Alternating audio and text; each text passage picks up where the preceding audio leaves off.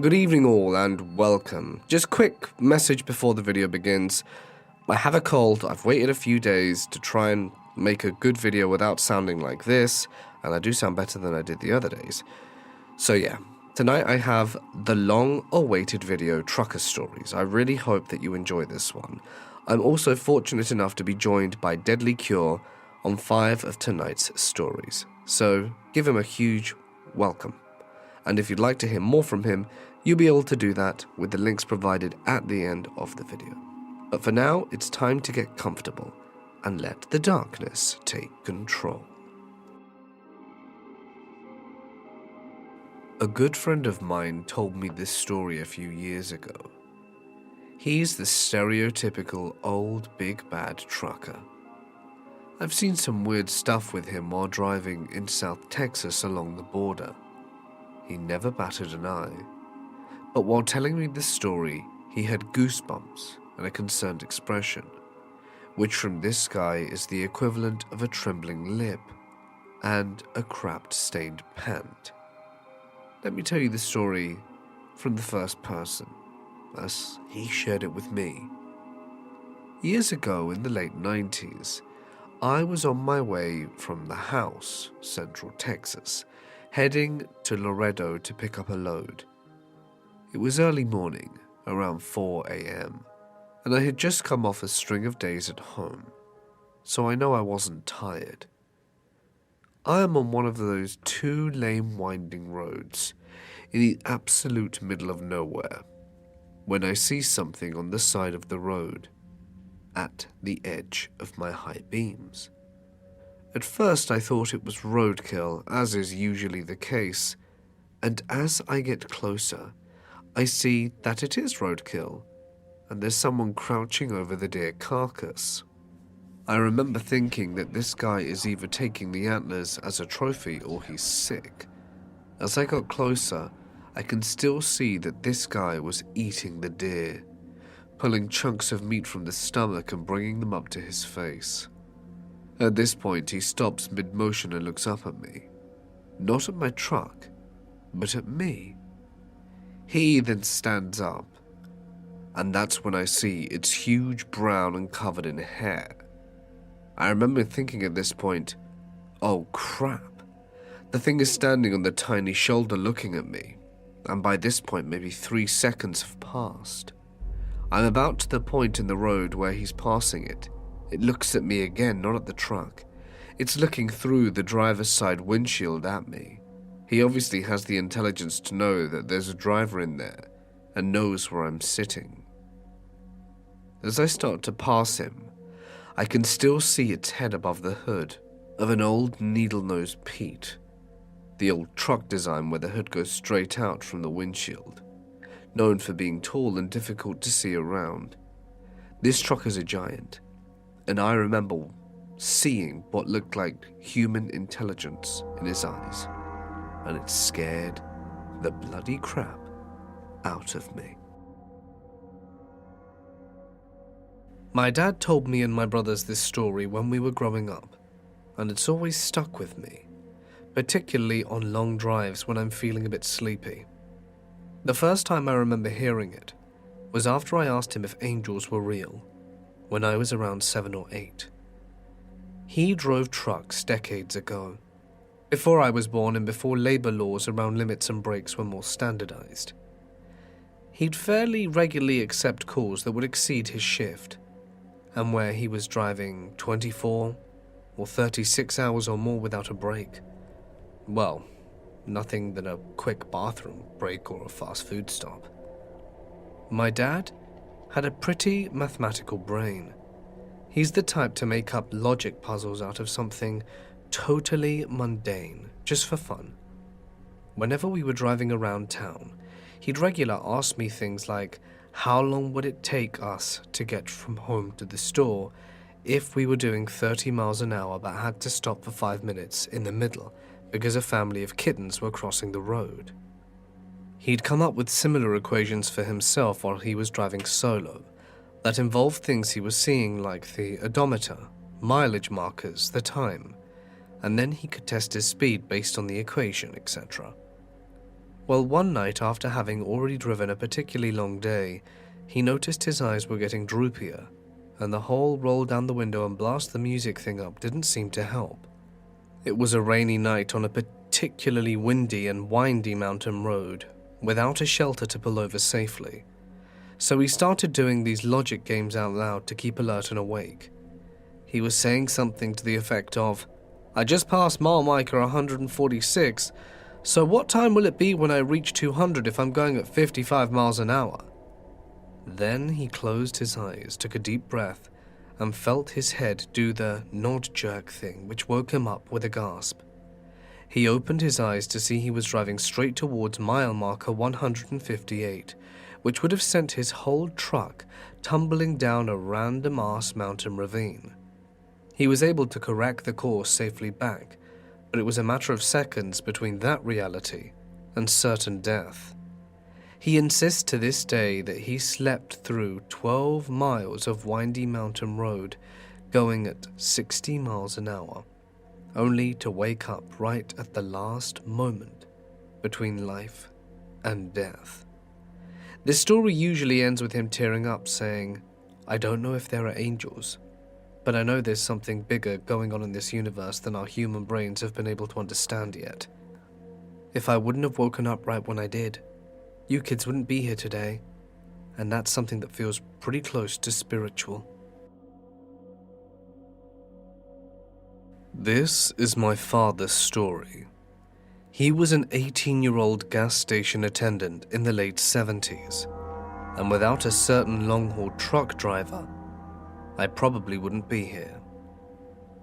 The gas station was a 24-hour one, and my dad was the only one working the night shift from 11 p.m. to 7, when a guy comes in who just gives him the creeps.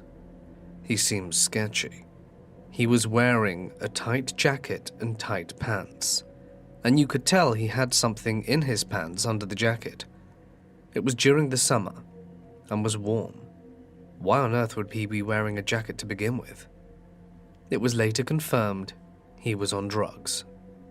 A lot of truck drivers used this station, as it was the only one open 24 hours on a very long stretch of highway. They also had a big lot, where they let the truckers park and sleep or take breaks. Well, on this night at this time, it was just my dad and a sketchy dude and one trucker who he kind of knew, as in came in frequently enough to have conversation, and asked if he'd stay in the station and hang out until the sketchy dude left. Well, after looking at the stocked shelves for several minutes, while sneaking peeks at my dad behind the counter, the sketchy guy eventually looked fed up and got into his blue car and sped off. Cool. The truck driver hung out with my dad a little longer until a few other guys came in to use the booths they had to eat sandwiches. I should also point out, this was pretty much in the middle of nowhere in the rural southeast of the United States in the 70s. CB and landline was it. My dad only had a landline in the store, and Dad did not have any protection of any kind. So the hours passed and my dad had shaken off the paranoia when all of a sudden this guy in a car comes hauling ass into the lot, jumps out, sprints into the store hollering he needs a phone. He didn't have a CB, nor did he see a phone at the other station. He also wasn't familiar with the area, and my dad's station was the first place he found. He calls 911 to report that he had walked in to a gas station 40 miles back, which was the next closest one, to find the attendant shot dead and no one else around. And the only other piece of information is that a blue car was speeding out of the lot when the trucker pulled in. Apparently they eventually apprehended the guy in the blue car.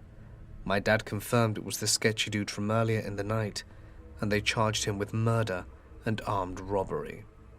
To the long-haul truck driver who waited around with my dad that night, thanks, and hope you're keeping it real. It's also probably worth adding that apparently the sketchy guy in the blue car was already a bad apple who was either being looked at or on probation for something. He was in the system already. I was driving a bus made out of a truck in the deserts of Central Australia. I was over 500 kilometers away from the nearest town, so yeah, middle of nowhere stuff. So I was on a 5-day charter to pick up a bunch of Aboriginal elder women to go and get their women's business health checks done. On the day I took them, we went via a place called Mintabi, so they could shop in the clothing and whatever store that's randomly in this little opal mining area of South Australia. We left from there quite late to make the 3 or so hour journey back to where we were all staying overnight. The next day, I would take them back to their respective desert communities. The passengers all fell asleep as they'd had a very long day, as had I, but that's my job. Even the nurse who was traveling with us fell asleep. So there's me, all alone in the cab of the Mercedes truck-derived bus, my 30 passengers all sleeping in the darkness of the passenger pod behind the cab, and it was around 9 p.m. Up ahead in the distance, I see a headlight coming towards me along the lonely desert dirt road. So I dip my lights so the spotlights go off and adjust to see only what low beam will show me. I drive down into a slight dip of a dry creek bed, expecting to see the car with only one headlight any time shortly. It's nothing unusual to see a car with only one headlight out there, so I'm not even remotely bothered. As I come out of the dip, I put my spotlights and high beams back on, and there is no car, no nothing, just the empty dirt road. There is no dust in the air, and I can see a good distance in front of me and out to each side. There was nothing there, just the empty desert, the dirt road, and me alone in the cab. I keep the lights on until we come to a stop about an hour later. I didn't see any cars or anything the rest of the journey. Before I let the passengers out, I ask if any of them saw the light, and they all go dead silent. And after a short while, they start talking in their own language, hurriedly, and then they all get off the bus. A few minutes later, a couple of the ladies come up to me to ask me to tell them exactly what I saw, without leaving anything out, and to describe exactly where I saw it. Now, I'm a big guy. I've lived on 3 continents. I've been a police officer, a teacher, bus and coach driver, truck driver, all sorts of things. Let's just say I'm pretty skeptical, but I do have an open mind. I'm not scared by much in this world. After I told these ladies everything from start to finish and described in minute detail exactly where it happened, I took note of exactly how far out we were when it happened. The 2 ladies looked at me with the whites showing in their eyes. They looked spooked, and they said, and I'll never forget the way they said it, I got on great with the indigenous people of Central Australia, and I trust that I know when something rattles them. They said this, "Driver, we are so lucky that you didn't stop, because if you did, no one would have seen any of us again. We'd all be gone." I asked why, and they shook their heads and said to not talk about it, because it had scared all the ladies. I'm sure many people have heard about the Min Min lights in Western Queensland. Well, whatever these ladies knew about whatever I saw in our location, they were convinced that it wasn't something you wanted to meet in the desert at night. I only ever saw this once. I only saw it for maybe a minute, and it just looked like a car headlight a couple of kilometers away up the road. But I'll tell you what, if the ladies that come from this area and whose people have survived in this desolate, remote part of the continent for 60,000 years are worried to the point of all being scared, I certainly don't want to mess with whatever it is. I'm gonna share some stories from my days as a trucker. I've got some good ones. The first one happened when I was going on I-75 in Georgia at around 3 a.m. I see this bright light maybe 2 miles behind me. Not only is it super bright, but it's on the interstate and it's hauling ass. It's big too, and it's moving faster than anything I think I've ever seen. Now, earlier that day, I had called a guy who taught me how to drive, and he's really superstitious about life on the road. He would tell me stories of how a green apparition chased him in Florida when he was pulling too many miles, all kinds of stuff. I was really spooked from that conversation earlier, so looking into my mirror and seeing this giant light flying towards me made my whole arse clench onto the seat. This thing closes the distance between us and flies past me, probably doing 120. I had the windshield down as it went past, and I felt this massive amount of heat when it passed me. That's when I could finally tell what it was. Get this. It was a hay hauler, a truck that hauls a trailer designed for hay, and the entire load of hay in the back was on fire. I jumped on the CB and screamed, "Driver, your trailer's on fire!" The driver comes back in a surprisingly calm voice with, "I know, I'm just letting it burn off. I figure if I go fast enough I can keep my cab from getting burnt." Never figured out what happened with that one. On to story 2. I got my CDLA in 2003 and was immediately hired by a company called PAM. They pay garbage, but it was a good place to cut my teeth as a greenhorn. Once you get your CDL, the company that hires you sends you out with a driver trainer for a month to teach you the way of the road, and my trainer was a guy called Charlie. I mentioned him earlier, a really superstitious guy.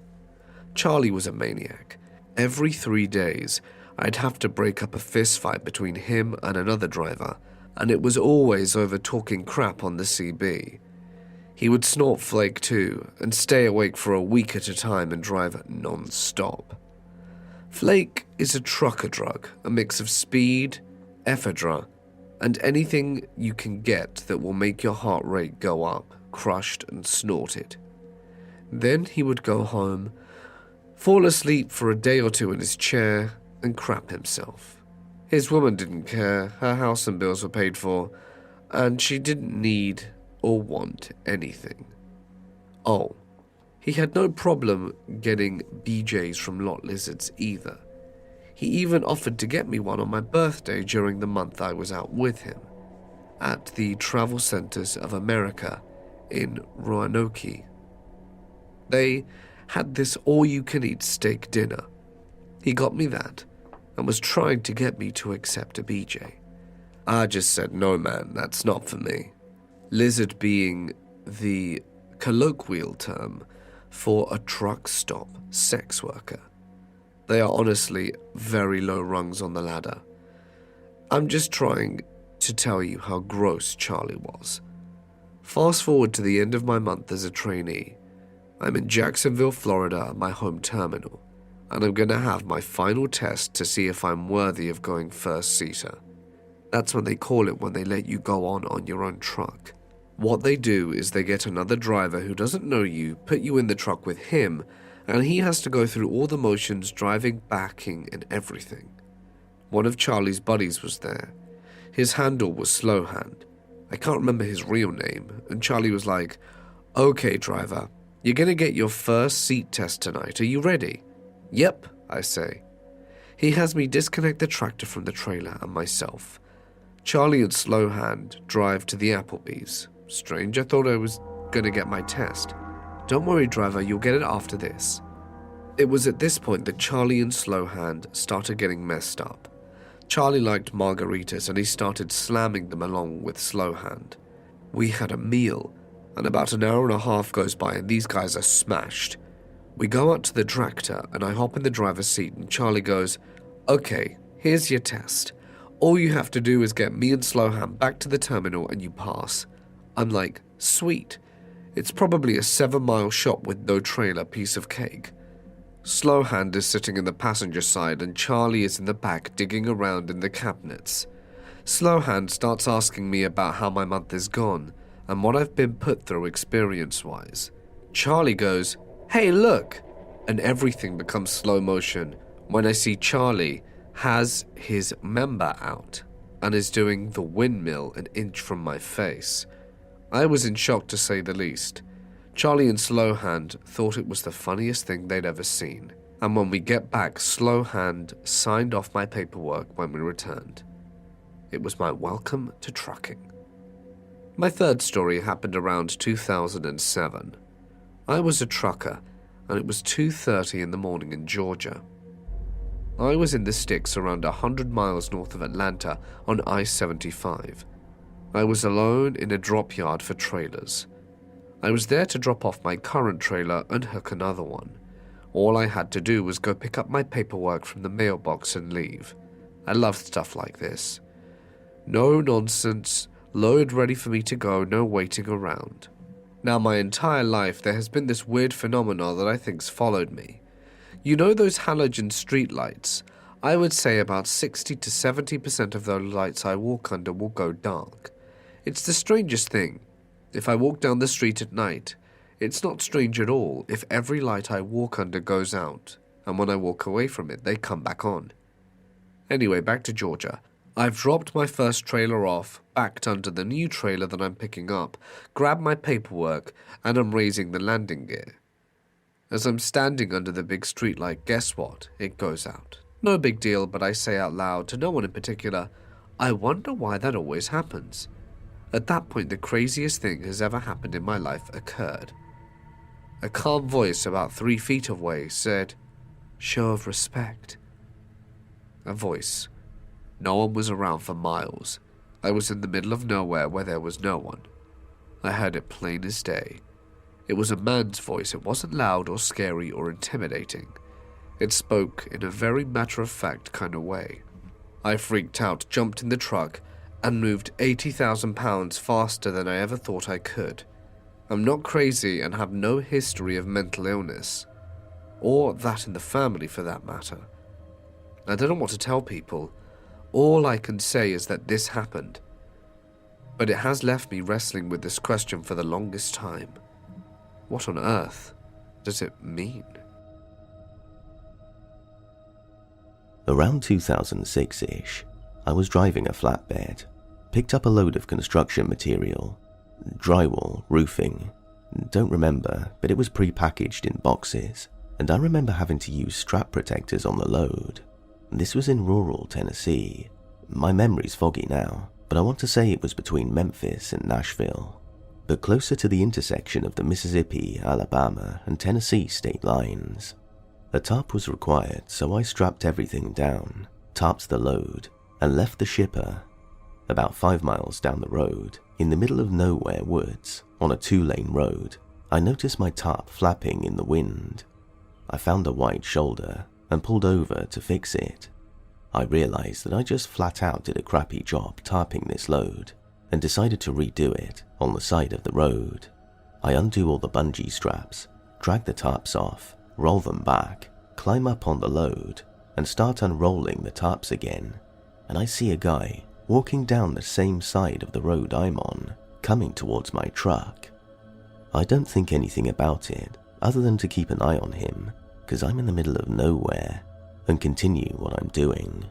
About the time I have the tarp set in place, and I'm climbing down to start hooking the bungee straps back on, this dude is getting close enough that I'm now paying more attention to him than I am to tarping my load. I grab my winch bar and set it on the trailer where I'm working, just in case. It's an 8-pound solid metal bar, about 4 feet long, tapered to a blunt point on one end and hollow on the other, used for tightening straps and chains, etc.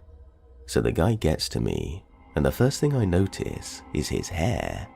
It's like a mullet, but it's patchy as hell, like he tried to cut his own hair and had a seizure in the process and said screw it, good enough to party. The next thing I notice were his eyes, which I can only describe as off, like they were clear. I didn't think he was drunk or high or anything, but it also gave me the distinct impression that the elevator didn't go all the way up. Clothes were dirty and not well maintained, with dirty white tennis shoes. I remember he didn't have laces on one shoe, and the tongue was noticeably out of place. He stops by me, waits until I acknowledge him, and just says, "I've got a long walk." I'm like, "Yeah man, you do. We're in the middle of nowhere," making it clear that there's no ride to be had here. He nods, starts walking by me, continuing on his way, stops at about the driver door on my truck, and turns around, comes back to me, and repeats himself, "I've got a long walk." At this point I explain that I can't give him a ride, insurance and all that, apologize for not being able to help him out, and he seems to accept this, turns around and leaves. I wait for him to get a little ways away from my truck and start working on finishing the tarp job. I still keep an eye on him as he's moving away from me. As I'm putting on the last of the bungee straps, I look over to check where he's at, and he's turned around, heading back towards me, now about 100 yards in front of my truck, and coming back my way. It looks like he's talking on a cell phone, has his hand up to his face, and I can barely make out his mouth moving, his other hand waving like he's having a conversation. I finish with the straps, grab my winch bar, and I'm climbing into my truck as he's about 10 yards away now. Soon as I'm in the cab, I lock the doors and set the winch bar on the passenger seat, just in case. I look at the guy and realize he's not talking on the phone, he's talking to his hand. And now I'm nervous, because he doesn't look like he's having a nice pleasant chat. It looks more like an angry conversation. I crank the truck up, put it in gear, and just pull out. Didn't look for traffic or anything. As I pass him, he's just looking at me, still holding his hand to his face, with this dead-ass look on his face, just staring at me. Gave me the creeps. About the time I hit 5th or 6th gear, which is like 30 to 40 miles an hour on an 18-wheeler, I look in the mirror, and there's no one there. Myself and 2 friends had to drive from Laredo, Texas to Baton Rouge, LA one night, in my Ford van. It was around 2 a.m. There was a particularly long and dark section of the highway just outside Laredo with no buildings, towns, or lights for about 50 miles. I was in the right lane coming up on a truck and pulled out into the left lane passing me. As I was slowly overtaking this long truck, my peripheral vision caught a sudden movement of this big truck towards the right shoulder. I saw the truck was swerving to avoid hitting a person dressed in all white face, whose arms were folded across the chest, and eyes were very closed as they walked across the highway. I swerved to the left and barely missed this ghostly-looking person with my passenger mirror. I can still remember seeing the eyes were closed. That's how close we came to hitting this person. I was driving in Iowa, and a deer ran out in front of the 18-wheeler in front of me. I saw the truck swerve, then bump. Bodies do a funny thing when hit. The carcass of the deer ripped apart from the impact, but that is expected. The weird thing is the flesh and skin on the deer shredded, sending chunks flying and ripping up into the air. It slid around on the road, pieces all over beside the main chunk of body. It wasn't very bloody, just surreal. I looked in my rear view, and we drove off as you could see the blood begin to pool. It was weird there wasn't so much until 15 seconds or so after the impact. This happened to me a few years back on a random country road in Tennessee. Pitch darkness, and the only thing around were fields, hills, and me. I'm getting real tired, since the day before I just flew from Washington to Atlanta. I was driving from Atlanta to northern Indiana, and out of nowhere I see a dog, and in the grass. And normally this is fine, but its eyes weren't glowing from my headlights, which for some reason made me feel very unsettled. Next thing I know, it charged for the tire of my trailer, snarling and barking. Thank God I didn't hit it. But when I looked back, it was gone. As bad as it sounds, even if I had hit it, I probably wouldn't have stopped because I was in the middle of nowhere with no cell service. I've heard of stories of people finding some ways to get people to stop their commute in the middle of nowhere, just to rob, hurt, or even kill the driver. It was midnight, and there was no way I was going to take any chances. A couple of years ago, I was running through the Plains states. It was about mid-afternoon. I'm hauling ass on I-80 because I gotta get something to Utah in a hurry. For anyone not versed on the interstates in the Plains state, they are very flat and very boring. While driving this very flat and very boring part of I-80, I get a whiff of burning tobacco. I hadn't smoked in over a year at this point. I had ozoned my tractor cab. I knew that smell wasn't from me or my stuff. I'm also doing nearly 80 miles an hour. One of the perks of owning your tractor is that you can turn off the speed governor. I knew I couldn't possibly have caught that smell from another vehicle. The smell just vanishes. That was weird. I let it go and try to stay alert and awake. Highway hypnosis is real. About 10 minutes later, I smell it again. Right about then, my wife starts having a mini freak out. She goes, babe? Yo, when did we pick up a Cherokee Chief? I chuckle and say, I don't have a passenger endorsement, so he's gonna have to sit in the back. He already is. Come again? There's a Cherokee Chief looking guy sitting on the top bunk. What the hell are you talking about? Just look back here for a second. To entertain her, I looked. I shouldn't have looked. There's this guy, big-ass headdress, wearing a bearded breastplate, buckskin leggings, the works. I go, what the hell? See? I think we need to stop for a bit. I'm hitting the next rest stop. I take the nearest exit, and no sooner than I do that, the quote-unquote ghost just poofs the hell out. Tobacco smell again. It was more of a, that was weird and freaky, than actually dangerous or threatening. One does not expect to get a second passenger while moving at 80 miles an hour. I also started keeping a full thermos of coffee in the cab. I want to say it was highway hypnosis, but my wife wasn't driving. There's no way it would have affected her. I was at a truck stop in Arizona. As I was pulling through the fuel island, and right as I was about to leave, roughly 15 cop cars came flying into the parking lot with a swap van. They surrounded a truck that was already parked for the night. I later heard that the driver had lost a tire off his trailer and that it killed a guy on the side of the road. Another story I had is that the old Flying J in El Paso, I had pulled through the fuel island and was filling out logs and whatnot after filling up when someone began screaming for help on the CB. It's not unusual to hear kids messing around or whatever, but this sounded like a fully grown man and didn't sound fake. It only happened for 15 to 20 seconds, and then there was nothing but silence. Some people started asking the guy where he was, but never got a response. Suddenly, another big rig in the parking lot starts to take off, right as a few cop cars pulling to the truck parking area. The big rig takes out a smaller sign and then jumps the curve off the service road for I-10. Well, turns out the student got pissed with his instructor and stabbed him before leading the cops on a short, high-speed chase.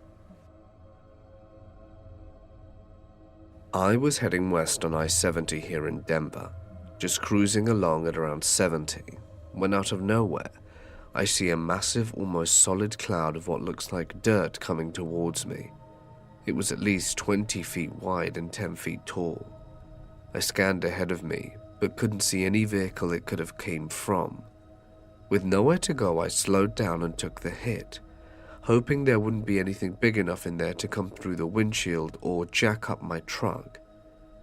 It was pretty loud as I smashed through it, and instantly I knew that I hit something that wasn't dirt. I immediately hit the washers because I couldn't see a damn thing through all of the carnage. My windshield was painted with guts. Well, it turns out it was bees. Huge bees that sounded like rocks when they were hit. I can't even imagine seeing the swarm if I was walking. They would probably kill the crap out of anything in their path. I knew this trucker down in Texas. He had just pulled him to a truck stop and decided it would be a good time to try and get some sleep. Just as he's dozing off, he hears a very loud bang. He's startled, wondering if someone is trying to shoot him or his trailer. So, cautiously, he gets up and looks around, and that's when he spots blood and guts all over his windshield and the mirror. As he looks down to survey the horror, he sees a man on the floor with a bullet hole in his chest, and another man holding a gun. As you can imagine, he's quite shaken and not sure what to do next. The guy with the gun swivels his eyes and head and looks towards him, and in an amicable sort of way, smiles and goes, "Sorry about the mess, just some damn idiot trying to break into your truck," he said. Apparently shooting was allowed there. In any case, it's still something terrifying to be woken up to, but nice that a fellow trucker was out there to protect him. I'm an owner-operator, over-the-road trucker. In my time driving cross-country, probably the freakiest encounter I had was going through Cabbage Pass in Oregon. Let me set the scene. It's dark and late in the fall of 2016. I'm coming from Florida with a load of beer headed to Portland, Oregon. It's about 2 a.m. and it's cold out.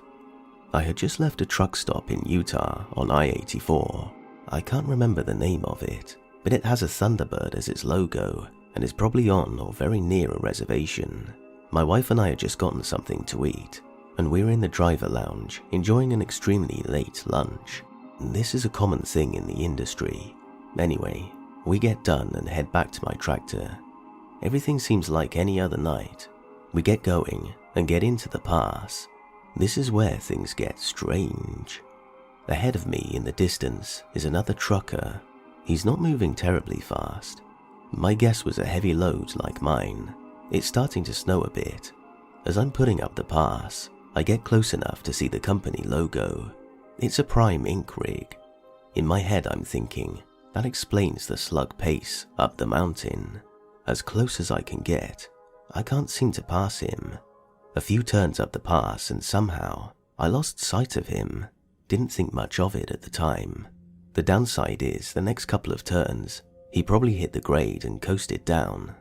Whatever. I get to the Oregon side of the pass and hit the pilot down there. The wife needs the toilet and we get stopped and head inside. I didn't see any Prime trucks in the lot. I figured he just kept going until I heard a Swift driver talking. He was saying a Prime driver was trying to run him off the road. Just about that time, an older driver starts talking. About 10 years before I even got my CDL, a Prime driver went over the pass near the top, a purple-black tractor. Well, damn, I saw a purple-black Prime tractor on the pass. Coincidence? Has to be. I say as much, and the old driver gives me a look. "Did you pass him?" asked the driver, to which I said, "I couldn't." He got pale. Now I'm getting antsy. What the hell? "Okay, driver, what the hell is going on? A purple-black Prime goes over the pass. What happened? Seems he lost control when he hit black ice and went off the top of the pass. He died." People have been seeing that tractor going up the pass and not seeing it on the other side, anywhere. Now I'm officially done with this conversation and was going to leave when the driver asked me if my CB was on. Well, no, it's 2 in the morning and my wife was sleepy. It would be kind of rude. The older driver tells me that that probably saved our lives. A few weeks beforehand, a fatal accident happened on the pass at the top on black ice. After talking to a driver on the CB, that was all the provocation I needed to never go over Cabbage Pass again. A ghost trucker? No thanks. We're a hard group of people to spook, but then our lifelines become liabilities. That's unsettling. I didn't get a lot of sleep for a couple of days. This stuff just freaked me out.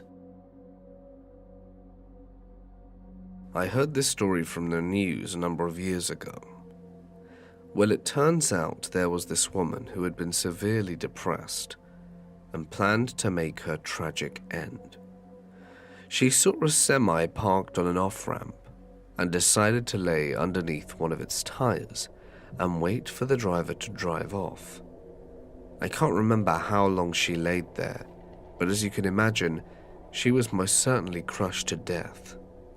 It took a while for someone to find her. And you know what one of the saddest parts is?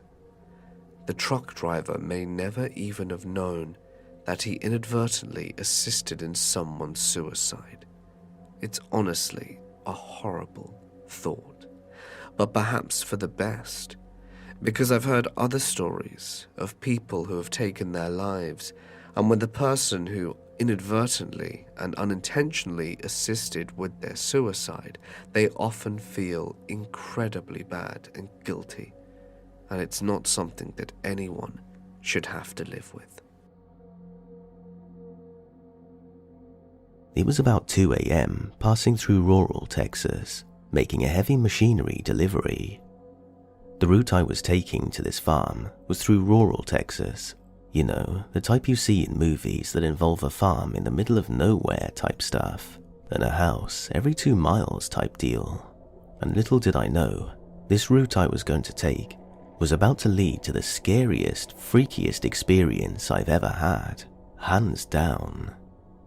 I have LED light bars on my truck all over the front, so when there's no oncoming traffic, I can see literally a mile. So I'm driving down the road, minding my own business, when I can see something off in the far distance with my lights. And the closer and closer I get, it looks more and more like a person. About 200 yards from what appears to be a person, I can make out that it's a girl, because of the long hair and light-colored clothes she has on. So I slow down as to not scare this girl walking in the road and turn my brights off so I don't blind her. The truck lights are bright enough as is, so I could see her just fine without it at this point. As I get closer, she turned, and when she did, my CB radio started making some slight static, and as I passed by, I swear she had absolutely no face at all. It looked like a hollow shell. I'm getting antsy just talking about this. I've never flown through gears so fast in my entire life, especially with a heavy load, and I had to be doing at least 70 before I finally came back to my senses. I called the police about it, and the worst part was, they said I'm not the first person to call this in.